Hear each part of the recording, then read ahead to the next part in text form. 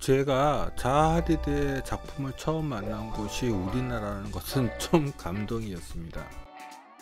물론 이 작품을 지을 때 정말 많은 이야기들이 있었지요. 여기 원래 있었던 동대문 운동장도 가본 적이 있었거든요. 그런데 동대문 운동장보다는 이 작품이 1000배는 나았는데요. 지금도 이 동대문 DDP는 흉물스럽다고 이야기하는 분들이 좀 있기는 하는데요. 저도 좀 부정적으로 본 적이 있지만 결국 이렇게 지어지고 나니까 외국분들도 그리고 서울에 사는 저도 좋은 선택이라고 지금은 생각합니다. 자하 하디드 동대문 DDP를 소개하는 저는 여러분과 함께 건축의 길을 가는 Cinema C Architecture A Psychoanalysis P 카푸 채널의 앞에입니다.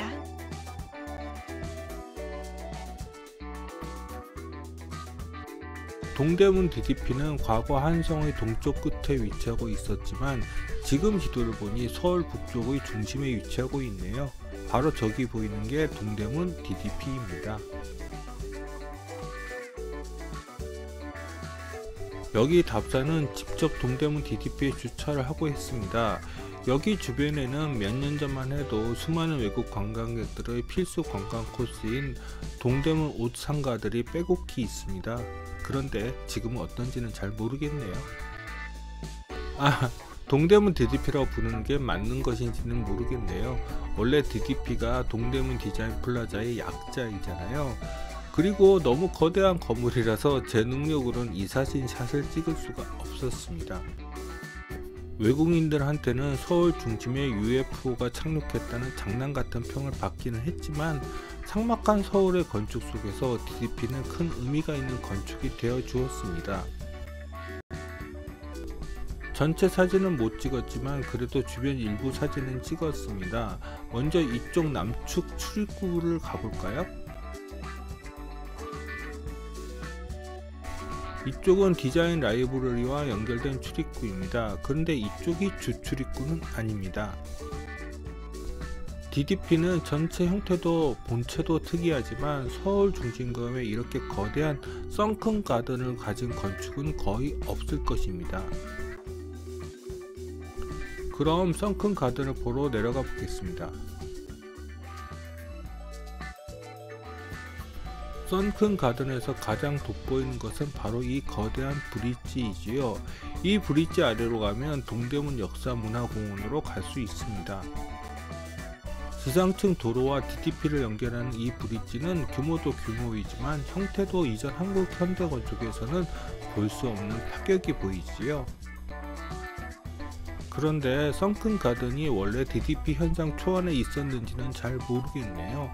왜냐하면 DDP 공사 도중에 여기서 조선시대 군사시설 유적이 발견되었거든요. 그래서 설계가 변경된 것으로 알고 있습니다. 그래서 이런 유니크한 선큰 가든이 산생되게 된 게 아닌가 하는 생각도 듭니다. 무엇보다도 높낮이가 다른 대지들을 자연스럽게 연결시킨 동선들이 정말 볼만하지요. 문제는 제가 DDP 답사를 제대로 안 했다는 것입니다. 그래도 이쪽은 가볼 생각도 안 했어요.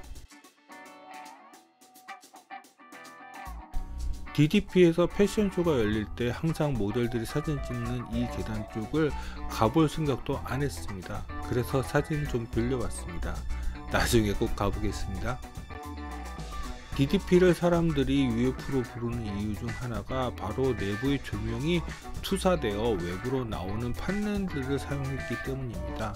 좋은 선택이었죠. 자, 이제 땅으로 올라가 보겠습니다. 이 브릿지 위로요.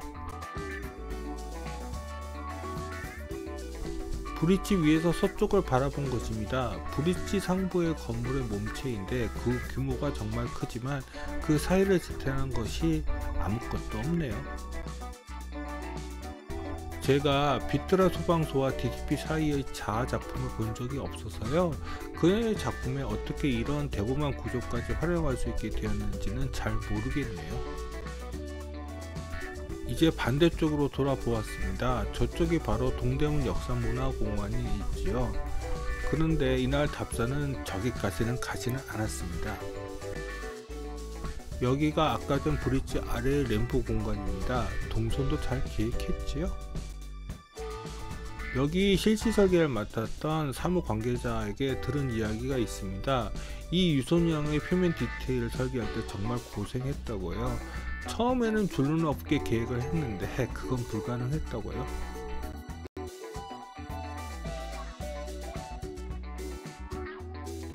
자아가 DDP 현상에서 당선되었을 때 이런 소문이 건축계에 돌았습니다.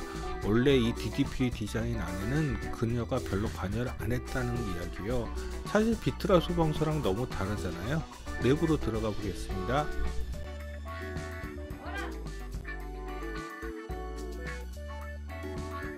먼저 디자인 라이브러리 쪽으로 들어가 볼까요?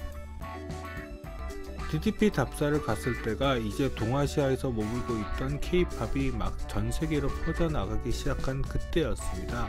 그래서인지 디자인 라이브러리는 SM 아이돌 관련 굿즈를 팔고 있었습니다.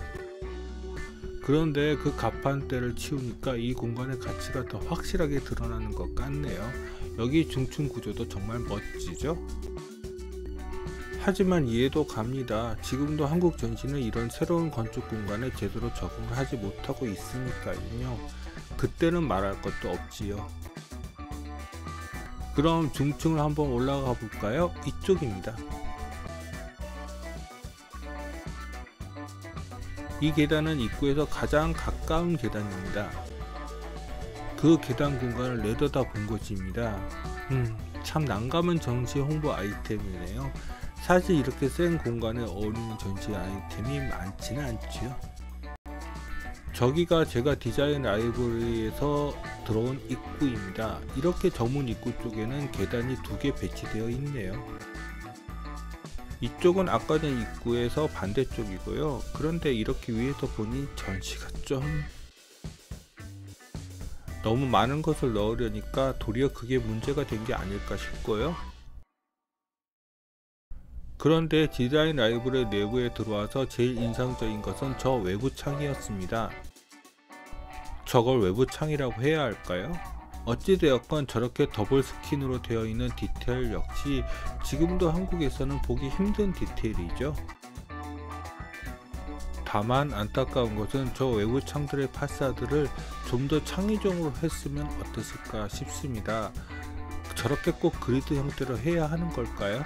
너무 많은 것을 원하나? 디자인 라이브러리 중층 한쪽도 전시 공간이 배치되어 있습니다. 바로 이곳입니다. 여기는 비선형의 벽체로 디자인되어 있는데요. 여기 벽체랑 아일랜드 전시대는 잘 어울려 보이지는 않네요. DDP에는 서울 디자인 재단이 위치하고 있습니다. 그렇다면 이 공간과 맞는 쇼룸 계획을 했으면 어떨까 싶네요. 원래 디자인은 이렇게 벽체 전시대에 사람이 편하게 앉을 수도 있게 디자인된 것 같지만 이런 장점을 전혀 활용하지 못하고 있습니다. 그리고 이 벽체에 비해서 천장 디자인은 너무 평범하게 간 것이 아닌가 하는 생각도 들고요. 여기 설치되어 있는 벤치는 그래도 이 공간 디자인하고는 좀 어울리는 것 같아 보이기는 하네요. 하지만 이렇게 제대로 이 벽체 디자인의 장점을 살리지 못하고 매대로 쓰는 것은 아닌 것 같네요. 자, 이제 디자인 라이브러리에서 전시장으로 건너가 보겠습니다. 전시장에는 2가지 수직 동선이 돋보이는데요. 먼저 여기 중앙 계단입니다. 여기가 바로 전시장의 중앙 계단입니다. 이 중앙 계단은 비선형의 디자인이 적용되어 있지요. 저는 DDP 이전 한국에서는 이런 디자인의 계단을 본 적이 없어서 무척 감동받았습니다. 저 말고도 전시동에 들어오시면 다른 분들도 같은 마음이신지 이 계단에서 사진을 찍으시더라고요. 계단의 비선형도 좋았지만 계단 난간의 바깥쪽에 조명을 두어서 비선형적인 이 계단의 구성의 디자인을 더 돋보이게 했더라고요. 그런데 제가 카메라 조절을 제대로 못 맞추었는지 원래보다는 좀 어둡게 나왔습니다. 실제로 가보시면 이런 색감이 느껴지실 것입니다. 몇 번 앞에서도 말씀드렸지만 저는 21세기 건축에서 가장 중요한 공간 구성은 나선형을 기반으로 하고 있다고 믿고 있습니다. 이 계단처럼요. 그런데 자아도 저와 같은 생각이었을까요? DDP를 답사한 2014년 때만 해도 저는 나선형에 대해서는 그렇게 집착하지는 않았습니다.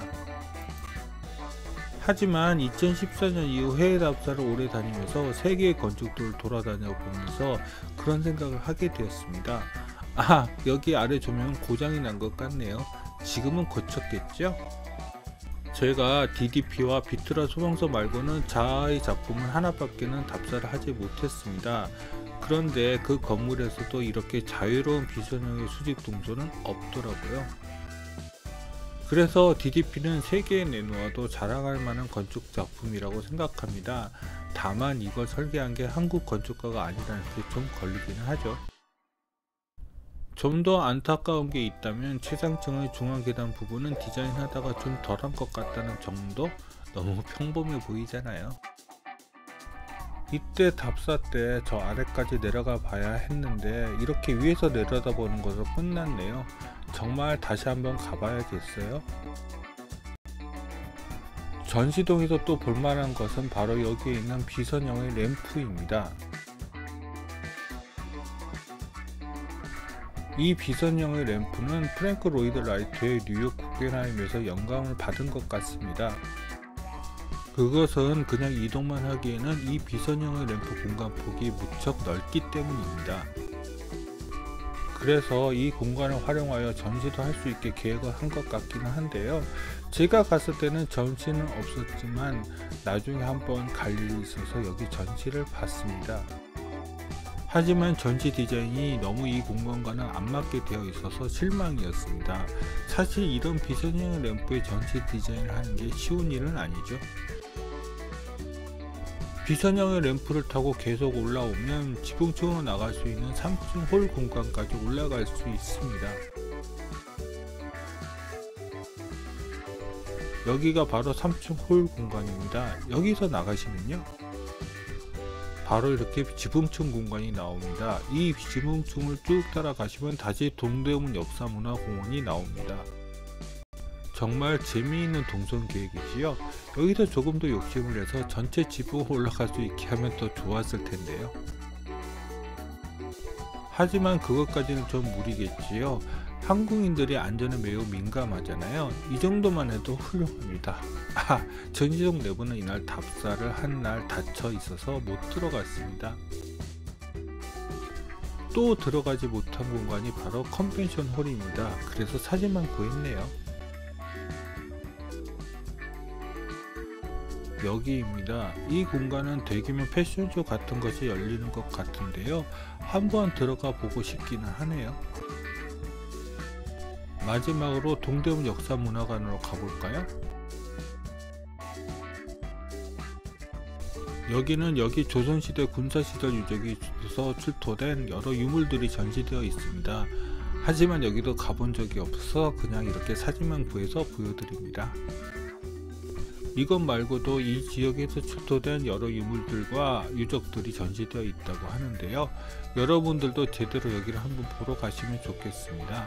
여기까지가 DDP에 대한 소개였습니다. 비트라 소방서와 DDP의 건축가를 모르고 본다면 절대 같은 사람이 디자인했다고 생각할 수 없을 것입니다. 그래서 DDP를 진짜 디자인한 게 자아가 아니라 그녀의 회사 직원이라는 소문이 있는 것이겠지요. 진짜 그럴지도 모릅니다. 그럼 구독과 좋아요 부탁드리며 이상 카프 채널의 앞페이였습니다.